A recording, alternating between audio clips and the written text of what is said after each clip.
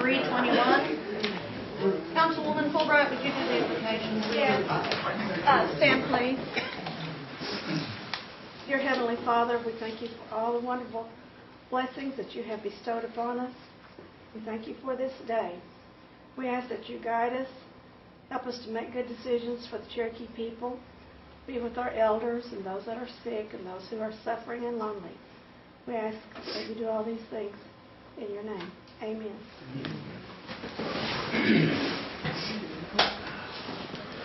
Jack Baker. Here. Terry Calmont. All I need. Bill England. Here. Joe Bird. Julia Coates. Here. Jody Fishinghawk. Here. Meredith Braley. Janelle Fulbright. Here. Don Garvin. Frankie Hargis. Here. Chuck Hoskin Jr. Here. Hannah Glory Jordan. Lee Keener. Dick Lake. Here. Curtis Snell. Here. David Thornton. David Watkins Vick. Here. We do have a quorum. Okay, we'll start off with the report. Mrs. Horn? Yes. And I ask you all to keep your brief today. We have a special council meeting in 30 minutes. Okay. I'm sorry. We need to approve the minutes first. Move to approve. Second. All in favor of approving the minutes? Aye. Okay. Well, it's been an interesting first 6 weeks. It's been a very good 6 weeks. I've really been enjoying meeting with my group in the Financial Resources Department, lots of talented folks there, and meeting with the programs and their accountants, and very talented individuals there as well. We have a draft of the comprehensive annual financial report that's being looked at by our auditors. They came on site on Monday, and it's been busy getting started. So you have my report. If there's any questions, I'm happy to answer. Thank you, Mrs. Thank you. Stuart? All right, good afternoon. I'll try to keep my report brief. Financially, we're slightly ahead of budget, a little over $1 million with the combination of gaming being up. The diversified companies' net income is slightly down as a result of government spending is on hold. D.C. can't seem to let go of all the budget numbers and the funds, so those are slightly behind budget, but we expect them to catch up by the end of the year. C&I is experiencing losses. We have one of the contracts that terminated, and we're retraining those folks. We're not going to let them go. We're going to keep them on board. So some of those salaries are creating expenses. We hope to be able to catch that up in the next 3 or 4 months. We have our new board orientation that we did last week to try to familiarize the new board members with what's going on. That went well. Another topic, the Woodmark building. I know we've signed a contract to purchase. The contract is non-binding. We still have to go through our process at C&B to make sure that the board approves the purchase and approves the business case. So we have more work to do there before that is final. And then we have a board meeting on Monday, so I understand we have new advisory members, so we'll see you on Monday. We'll just get a bigger room. Right. So that's my report. If there's any questions, I'll be happy to answer them. Thank you, Stuart. All right. Thank you. Mrs. Kelly?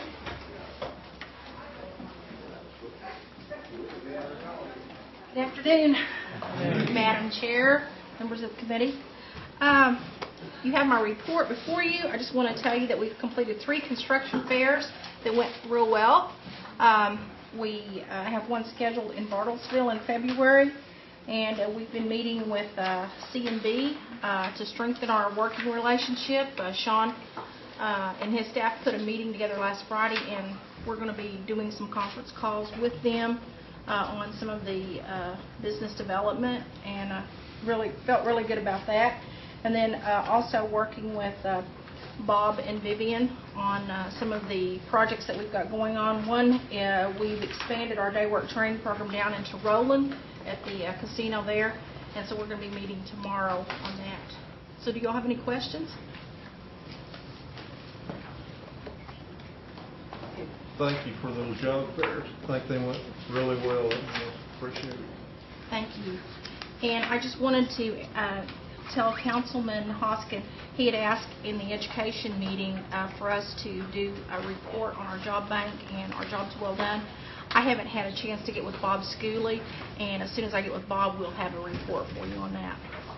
I was going to ask you to do it next month anyway, because Okay. we're short on time. So Okay. Thank you. Chris, did you have a question? Thank you. Thank you.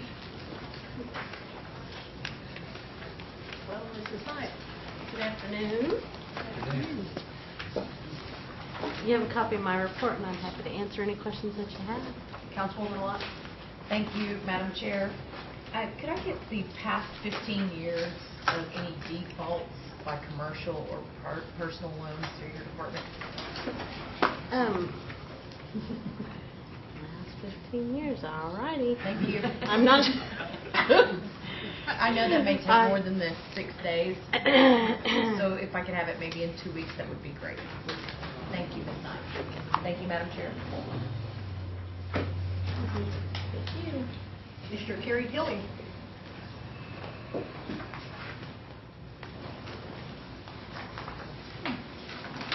Good afternoon.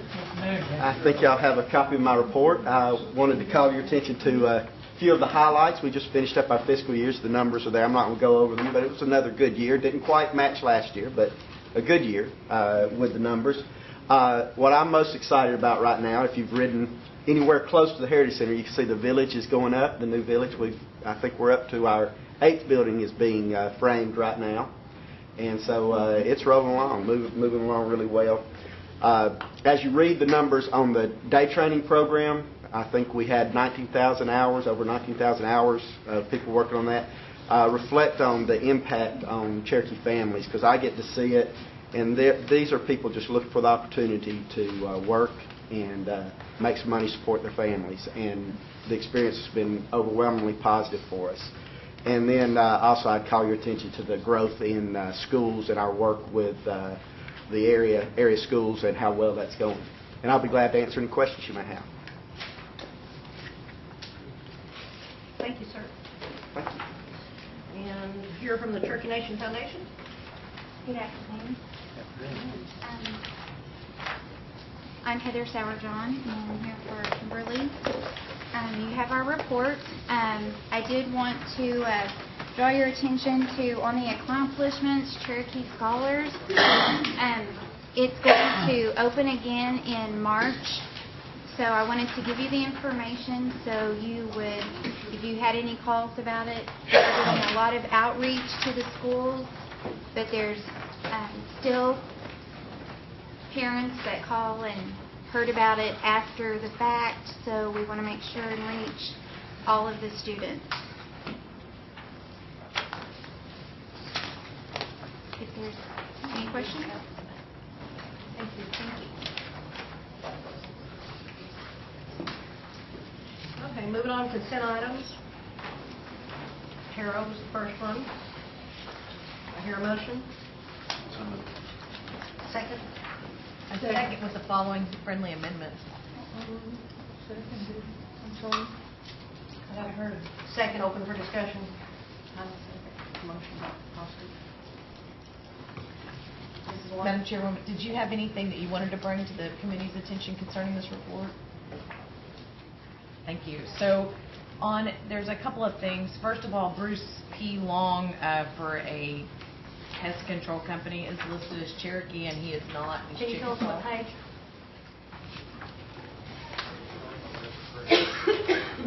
If you'll give me just a moment, I can get to the page.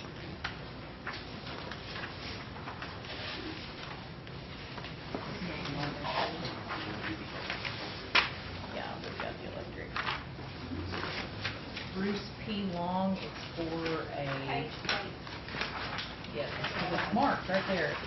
Page 8 at the bottom, pest off exterminators. He's listed as Cherokee, which would give him Cherokee preference, and he's actually Chickasaw.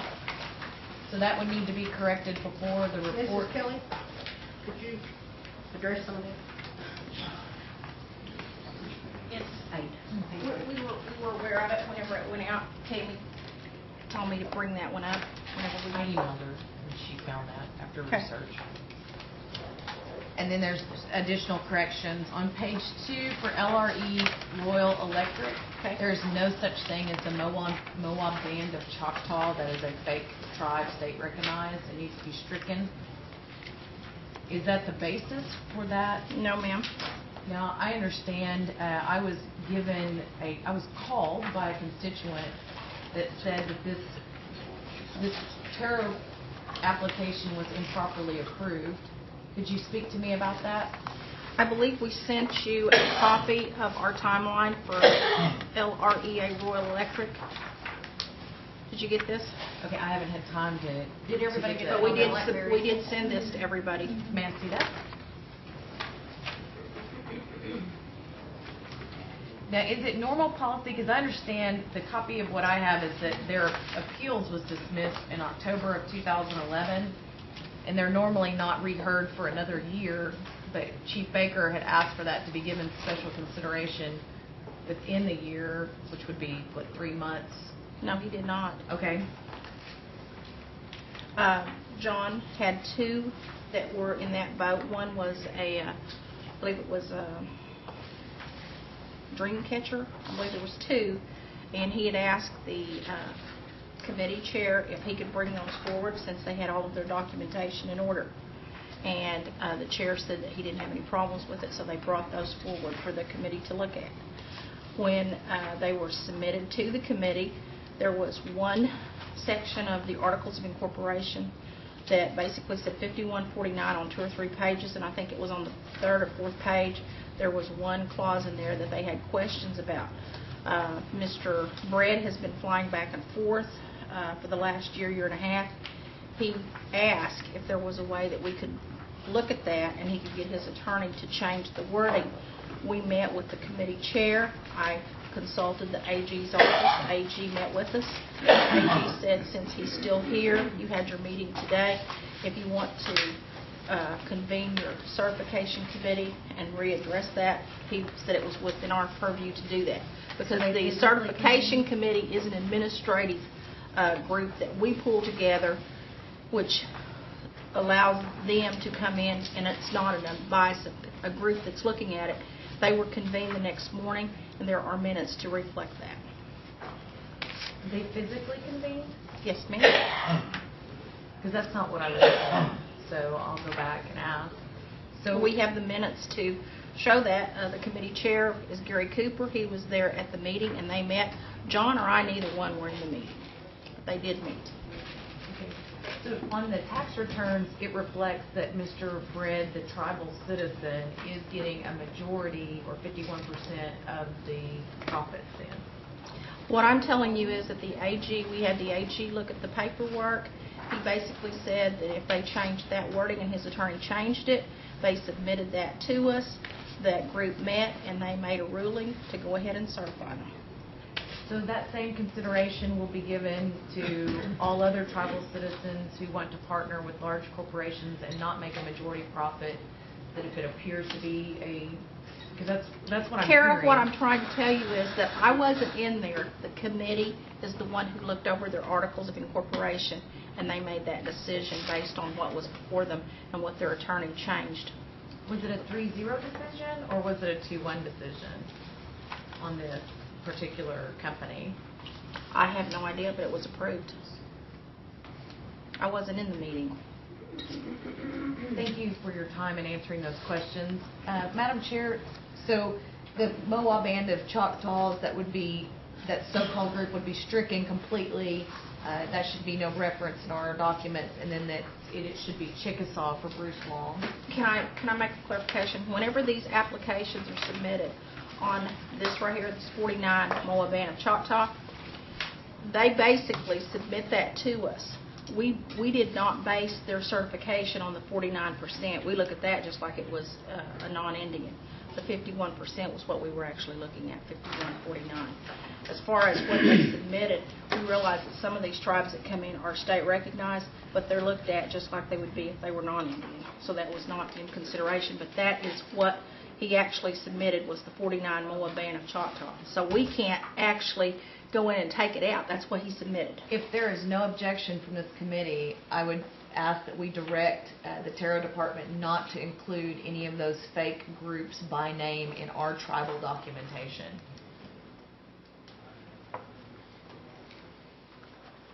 Thank you, Madam Chair. Mr. Hoskins? Oh, I was just going to say I agree with the councilwoman, and it seems to me it's a pretty easy matter of just listing them as non-Indian unless they're federally recognized tribes. Okay. Thank you, Madam Chair. Mr. Peter? Thank you, Madam Chair. For the record, I'd like that to read 49% non-Indian. Okay. And why again did you say that you couldn't change it once they submitted it? Well, he submitted it that way, and we basically told him that we were looking at it as 51% Kiowa based on his recognition, but he still submitted it 49 more being a Choctaw. What I'm trying to tell you is that we told him that, but he still submitted it this way. But then we can change it Okay, ourselves. Right? but we've never actually changed anything that anybody submitted. And if that's what you want us to do, we'll be glad to do that. We're no problems with it. Yes, that's what I would say. Thank you, Madam Chair. If there's no more questions, do I hear approval for the Terra certification? So moved. Second. All in favor? Aye. Any opposed? Aye. On to cemetery restorations. What we need to approve is what was handed out, not what's in the book. Move to approve. Second.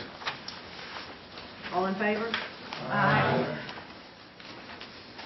Community assistance, what was handed out? Move to approve. Second. All in favor? Aye. Madam Chairman, I just want to add one other thing.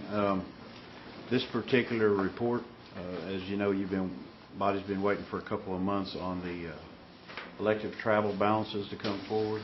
I believe you're all distributed a copy of that report that shows that there's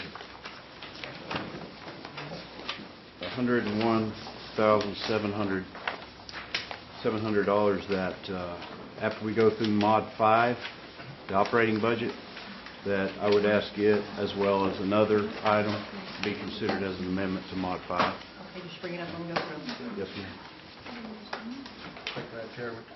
Will that be added to this amount then? Yes, sir. At that point? Yes, sir. Well, it will be added and available as soon as Mod 5 is approved in full council. Okay, thank you. Can I just make sure I understand what, Doug, you're going, the carryover? Yes, ma'am. After, I guess, the next meeting on February 13th will be available. The carryover amounts on your travel report, yes, they will be reflective on your community assistance report as an increase to each one. And is it okay if I go ahead and, okay, this report has some comments out to the side. There was, hopefully everyone could follow a little bit of logic that we tried to follow in assignment of those balances. If you have any questions, we can be happy to go over them.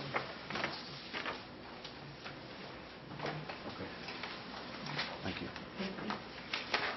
Any other questions? Do I hear a move for its approval? So moved. Second. All in favor? On to law enforcement requests. Have one change, Madam Chairman, on the law enforcement. I believe your report has nearly 2,000 on Mr. Hoskins for City of Bonita that will be withdrawn at this time. Is that correct, Mr. Hoskins?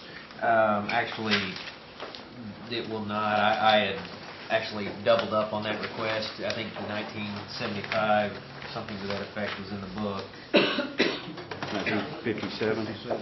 Yeah. Yeah, that should remain. I had sent a separate $2,000 one, but that was a duplicate. Okay, it's not one and the same. There were Correct. two. There would Okay. be an addition, though. So is this accurate? The 1957-87 is accurate for the city of Bonita, but I had an addition for the city of South Coffeyville, which is not reflected on the report, which was sent very late. Did you want it added I to did this want report? it added, yes. City of South Coffeyville, Yes. 3,000? Yes. For a Is that the siren? Storm siren, yes. Yeah. Is there any other changes to be made? If not, do I hear a motion to approve with Hoskins' changes? Second. All in favor? On the roads. I do want to ask for one point of clarification, and I suppose we can use our community assistance funds any way we desire to use them, but I do not understand, and I just want to ask for clarification, we can use it for mail-outs? I just noticed that one district was spending $10,000 on mailing out, or it just says mail out. I don't recall, I thought we used it for community assistance out in our communities to organizations that were 51%. Cherokee, did I miss? And I thought we had a separate budget for mail-outs. Yeah. I don't know, it's all three of us, so we are using it because the mailer budget is not adequate, and we're trying to get help with making sure apportionment and getting people's addresses correct, because we have lots of P.O. boxes to try to get physical. That work hasn't been done by the admin or anyone else. We haven't called for it. I mean, it would be great if we all did that, but we have more than adequate money because of the carryover of travel and other things for general assistance in terms of community projects. This will be going directly to Cherokee. This is not going to, in our district, it's not going to non-Cherokees and those kind of things. And it's a public vote. We're voting on it. Councilman Hoss. Thank you. I take a pretty liberal view of community assistance. I think council members know best what's best for their district, and every district's unique, so I respect that. My only comment is if we need more money for mailing out to our constituents, which I think is a really important thing that we do, maybe we ought to look at if there's a way to boost that down the road. But anyway, so we probably should revisit that. But that's my only comment, Madam Chair. I agree. Doug, could you address that, and could you possibly look to see if there is any money to supplement the mail-outs? Because I'm not disagreeing with him. I think it's an excellent idea, but maybe we need to do it. I'd be happy to take a look at the budget, see where we are, and there's not a lot that was available to each council member for mail-outs. It was a very limited amount of money, and as you know, we're getting closer and closer to the carryover coming forward. That the administration, as they solidify their audit for the fiscal year of 11, then I believe that would be the appropriate time to take a look at it. If we need to do it quicker than then, you guys just let me know, and I'll be happy to do that. Councilwoman Jordan. If we desire to use our money for mail-outs, how does that work? Is that check cut back to the nation and it goes through the There would be an internal centralized reimbursement. mailing deal? Okay. Yeah, if there was external parties involved, such as the mail house or postage meter, things like that, then we could actually disperse out and charge to this. Otherwise, we'll do we call an IR, internal reimbursement, to get the funds moved over to pay either the mail room or whatever they're paying for. Thank you. So just to clarify, we do not, this is our mail room doing all the work. There's no outside vendors. There's no outside vendor selection. It's all internal reimbursement for actual postage and actual printing going to those citizens. I would ask, because we have a number of events scheduled, and rather than paying for food, we're focused on governmental events such as a town hall and a number of other things. We'd be glad for this body to look at mailing costs and reimburse our community assistance later once we're able to show that we can find money. But I would ask as a courtesy that, because we have been so liberal about our use of general assistance, that you approve it now and then we can look at it later. Could you check that out, please, Doug? Certainly. I'll also just add one caution, that if we start going down the road of having our Cherokee Nation mailroom perform some large activities such as this, keep in mind that we may have to revisit their budget too. Understood. And just one other point of clarification. If we change the rules later on or provide money for postage later on, we couldn't retroactive paying back anybody. That would be a retroactive situation. I mean, if you wanted to wait, let us take it up. If you wanted to add, may I? If you wanted to add budget money to our deal, to add budget money, yes, in effect, it would be to pay this back, but this would already be paid. You're not paying for it afterward. Well, what I was suggesting was, did you want to wait, and maybe we could take up the mail out next month? We've We've got some time. We have worked with our citizens on this, and they have been extremely positive. There's language classes that they are volunteering to do that aren't even being paid for by the tribe. They want this information in their hands so they can engage and know what's going on. Just to clarify that one point, that if you do in fact appropriate additional funds for mail-out, there is a retroactive effect that would not allow those funds to be moved to pay for something that's already obligated by statute. I mean, that's part of our appropriation bill. And just to make sure everyone's clear on that. Councilwoman Coates? Thank you. I don't think the at-large people have any budget, councilors have any budget for mail-outs, do we? I believe there's a specific budget that's titled At-Large Community Mailings. That's under COTA, though, isn't it? If it's not here. It's not administered from the legislative branch. Right. It's specifically for at-large That's not for our travel. That's for, or for any events that we host. Those are for events that where COTA sends out presenters to the satellite communities, and it's only those 22 satellite communities, and that's what that budget pays for. So it's not mailings for anything that we necessarily might want to do in terms of community meetings. And what I'm wondering, and I guess requesting of this body, is that we know that that in the state of Oklahoma itself, there's a tremendous citizenry that is outside the boundary that we represent, that it would be very easy for us to be able to do some community meetings within the state, and that we would probably like to do that. Can I make a suggestion? Could you get with Doug? We've got about 10 minutes. No, that's exactly what I will do. No, I appreciate that, but I'm Yes. just wanting to bring that to the body for their consideration. Thank you. Mr. Clay? Thank you, ma'am. I'm still, I guess, confused here. So District 5 councilors had a mail out and they used the Cherokee Nation mail room. Is that what I'm understanding here? With this money? Yes, sir. Okay, thank you. Okay. Do I hear a motion to approve? So moved. Second. All in favor? Aye. Okay. On the roads. Okay. There are no changes to the road report as submitted. There. Make a motion to approve. Second. Do I hear a second? Second. Everyone, all in favor? Aye.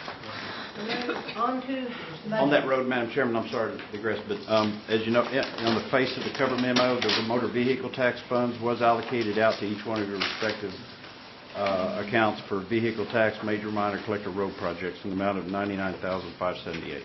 Okay. Doug, can you briefly go over Yes. the bond? Matter of fact, instead of I don't want to read my mod to you here. I'd rather focus on a couple of things I'd rather you focus on as possible amendments to the mod. Short answer, Mod 5, worked through a few issues with it. Technically, I believe it to be sound. In an operating budget, there are two things. Each of you received a memo on requesting consideration for a settlement that the nation has agreed to that involves our third-party administrator of some health claims. It's a settlement in the amount of $55,576. Mr. Hembry, I believe, is briefed on the issue and may be able to address it if you have questions. The funding of that particular request is coming out of the budget that is titled Contingency Reserve in that same amount. Do we have any questions on that for Mr. Henry? Mr. King? Todd, can you just brief council at large and real briefly? Well, this is a litigation that I was not a part of. It stems from the suit of Wilcoxon versus Blue Cross Blue Shield filed in the Cherokee Nation tribal court. To make a very long story short, it involved a dispute on overpayment. I have talked with the counsel for Blue Cross Blue Shield. I've talked with Ms. Hammonds They've worked very hard at negotiating down the billables to the point where $60,000 we're going to kick in to help get this matter settled. From all my reviews, I would recommend that it should be approved. Thank you, Madam Chair. Any other questions? And we're still on operating. Still on the mark. Thank you, Madam Chair. So on the contract health service cost, right, that's in this, the authorization of it, do we need a line item that says that our folks in our areas that aren't under Cherokee Nation contract health services, and either inpatient or outpatient, are able to access that? I believe the enabling legislation has already been approved by the body. This is merely expending authority. The parameters of it was defined in the... Let me ask this a different way. We didn't change the law around that contract health service and the 5% increase dividend. So if we don't address it here, will that disallow any of our citizens that are not covered under the CHISJA, which is contract health service area, for the Cherokee Nation, will not be able to access the additional 5% dividend? I believe an attorney could probably answer that question better than I could. Then let's find one before we approve this. Because it affects 11 counties in the Cherokee Nation. Okay, I'm going to go home with discussion. Councilman Hoskins? I think if folks in that area didn't get the 5%, they'd be in violation of the enabling legislation. Enabling legislation said it should be available in all 14 counties, so that would run afoul of the law. So I think it's been taken care of. So I don't see anything we need to do in terms of the budget to address that. Certainly, if I had a constituent who was denied 5%, I'd be the first to the courthouse to say that ran afoul of that act, and I would win. And I'm not hearing any objections from this body. So the legislative record would stand. Thank you, Madam Chair. Mr. Lane? Thank you, Madam Chair. I agree with Councilor Hoskins, and my area is the same as Councilor Watts. As far as the C. Claremore map, we put in there specifically that it would be for all 14 counties. The policy guide is being written now, and it will be looked over carefully by this council. And so if something's amiss, I've got 3 lawyers here, plus we'll hire one later, that's going to tell me that it's going to work or it's not going to work. And if it's not going to work, we're going to kick it right back to them and make them rewrite it until it does work. And that's the way I look at it, and I think Councilman Hoskins is correct. Probably a half a dozen of us will be at the courthouse fast. They wouldn't know what to do. This will help our people in our area, in my area, in Meredith, Chuck's area, Buell's area, Lee Keener's area. We've been on the short stick for a long time. We're trying to correct it now, and we're going to get that done. Thank you. Madam Chairman, I believe you've already amended Mod 5, is that correct, for the settlement at this point? Or are you taking them, is that? Do I hear a motion to amend Mod 5 with the settlement? Do I hear a second? Oh, I'm sorry. I thought you did. Ahead of myself. I apologize. I thought we did. The carryover of the travel into the Community Assistance Fund technically would need to also be an amendment to the package before it goes to full council, if you would. Motion to move the carryover to the budget mod. Thank you. Second.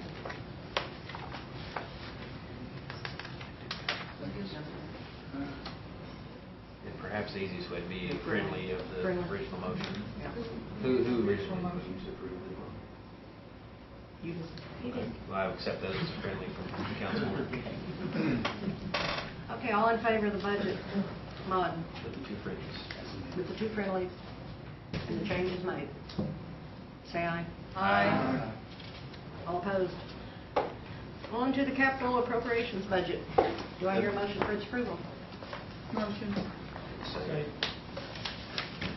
Madam Chair, this is a $1.9 million decrease in the capital budget, with $400,000 in DOT in road related to Federal Highway Administration, and $1.5 million decrease in the Department of Interior IR program. These are carryover adjustments of a 30-something million dollar budget. All those in favor? Aye. All those opposed? Okay, we have a council meeting. Do I hear a motion to adjourn? Second. We're adjourned.